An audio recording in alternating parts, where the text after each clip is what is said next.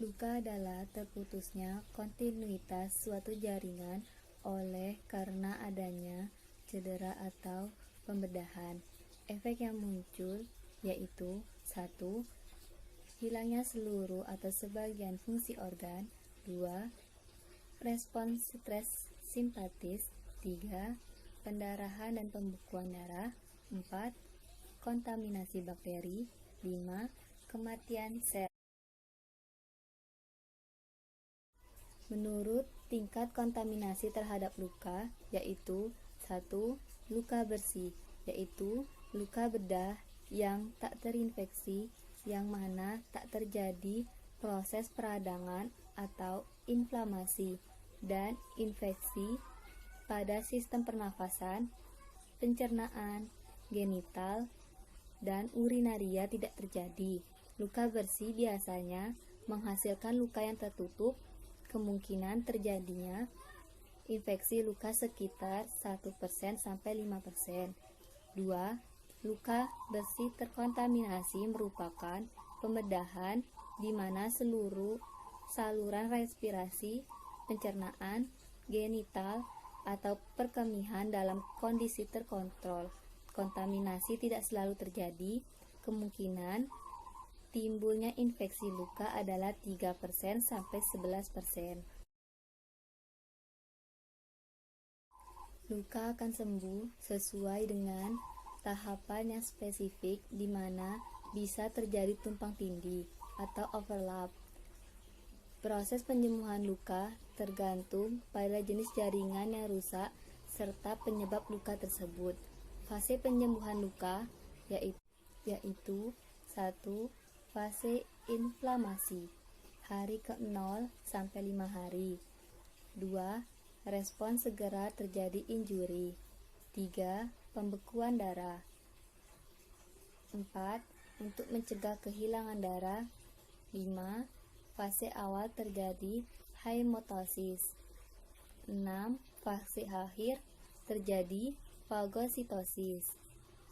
7. Lama fase ini bisa singkat jika tidak terjadi infeksi. Yang kedua, fase proliferasi atau epitelisasi, hari ke-4 sampai ke-14, disebut juga dengan fase granulasi. 2. Adanya pembentukan jaringan granulasi pada luka. 3. Luka nampak merah segar, mengkilat.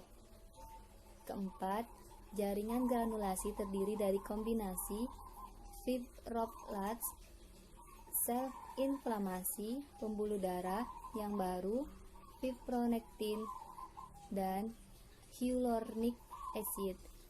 Epitelisasi terjadi pada 24 jam pertama, ditandai dengan penebalan lapisan epidermis pada tepian luka. Epitelisasi terjadi pada 40 jam pertama pada luka insisi. 3. Fase maturasi atau remodeling, berlangsung dari beberapa minggu sampai dengan 2 tahun. Terbentuknya kolagen yang baru yang mengubah bentuk luka serta peningkatan kekuatan jaringan. Terbentuknya jaringan parut. 50-80% sama kuatnya dengan jaringan sebelumnya. 6. Terdapat pengurangan secara bertahap pada aktivitas seluler dan vaskularisasi jaringan yang mengalami perbaikan. Faktor yang mempengaruhi penyembuhan luka yaitu 1. Usia. 2. Infeksi. Yang ketiga, hipovolemia, yaitu kurangnya volume darah akan mengakibatkan vasokonstriksi dan menurunnya ketersediaan oksigen dan nutrisi untuk penyembuhan luka. Yang keempat, hematoma. Hematoma merupakan bekuan darah.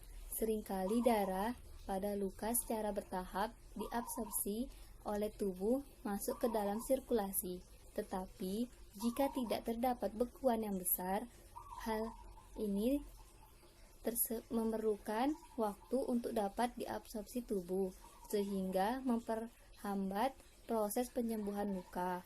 Yang kelima, benda asing. 6. Iskemi. Iskemi merupakan suatu keadaan di mana terdapat penurunan suplai darah pada bagian tubuh akibat dari obstruksi dari aliran darah. Hal ini dapat terjadi akibat dari balutan pada luka terlalu ketat, dapat juga terjadi akibat faktor internal, yaitu adanya obstruksi pada pembuluh darah itu sendiri. 7. Diabetes. Hambatan terhadap sekresi insulin akan mengakibatkan peningkatan gula darah naik. Nutrisi tidak dapat masuk ke dalam sel. Akibat hal tersebut, juga akan terjadi penurunan protein kalori tubuh. Mekanisme atau macam-macam luka yaitu 1. Luka insisi. Terjadi karena teriris oleh instrumen yang tajam, misalnya yang terjadi akibat pembedahan. Luka bersih atau aseptik biasanya tertutup oleh setelah seluruh bagian pembuluh darah yang luka diikat. 2. Luka memar. Terjadi akibat benturan oleh suatu tekanan dan dikarakteristikan oleh cedera pada jaringan lunak, pendarahan, dan pembengkakan. 3. Luka lecet. Terjadi akibat kulit bergesekan dengan benda lain yang biasanya dengan benda yang tidak tajam. 4. Luka tusuk. Terjadi akibat adanya benda seperti peluru atau pisau yang masuk ke dalam dengan diameter kecil. 5. Luka gores. Terjadi akibat benda yang tajam seperti kaca atau oleh kawat. 7. Luka bakar. Luka bakar adalah luka atau kerusakan kulit atau biasanya sampai otot, tulang yang terjadi karena kontak atau berhubungan dengan sumber panas seperti air atau uap panas, arus listrik, bahan kimia, radiasi, dan petir yang mengenai kulit.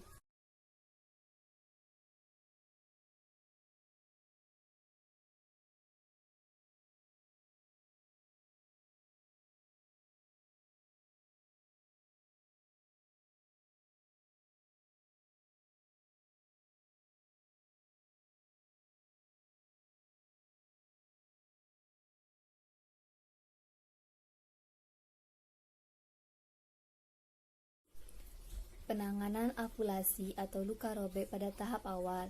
1. Bersihkan luka sambil mengalirkannya dengan air yang mengalir. Bisa juga menggunakan NaCl. 2. Jangan potong bagian tubuh yang masih menempel. Yang ketiga, berikan povidone, iodin atau betadine. 4. Balut dengan kasa steril. Bila perlu, buat balutan dengan tebal. 5. Bila terjadi pendarahan pada alat gerak, letakkan lebih tinggi daripada jantung. 7. Rujuk ke fasilitas kesehatan seperti puskesmas ataupun rumah sakit, ataupun juga bisa dengan klinik. Luka bakar yaitu luka atau kerusakan kulit atau bisa sampai otot, tulang yang terjadi karena kontak atau berhubungan dengan sumber panas seperti uap panas, arus listrik, bahan kimia, radiasi, dan petir yang mengenai kulit. Contoh dari cairan panas seperti air, minyak, kuah. Yang kedua, api atau bensin, minyak tanah, gas LPG. Yang ketiga, listrik atau PLN, petir. Yang keempat, zat kimia atau asam, basa, kosmetik. Yang kelima, radiasi atau matahari, radioterapi, ataupun bom.